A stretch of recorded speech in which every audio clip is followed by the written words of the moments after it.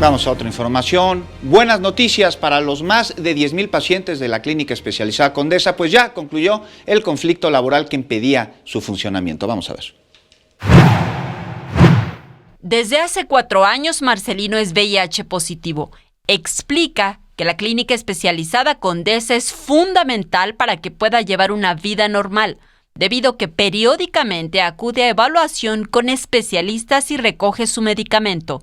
Bueno, con lo que supimos, la siguiente semana, desde el martes, que cerraron la clínica y cerraron medicamentos y todo, pues todo el mundo estaba como un poco nervioso de que se iban a cerrar, que ya no íbamos a tener consultas ni nada por el estilo.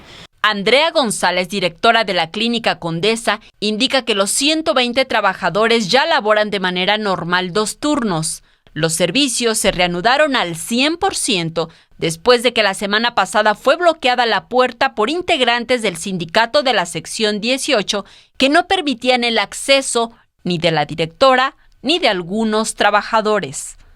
Ya está recuperándose la asistencia de usuarios, muchos han llamado por teléfono y pues estamos informando que ya tenemos la Condesa funcionando de manera normal.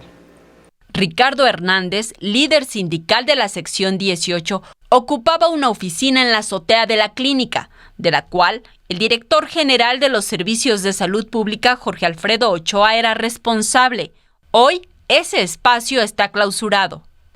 Bueno, hay una decisión de la Secretaría de que el espacio que ocupaban, que pertenece a los servicios de salud pública de la Ciudad de México, lo ubiquen en otro espacio, en otro lugar, no en esta clínica. En las imágenes, Manuel Hernández, Saray Mariscal, 21 Noticias.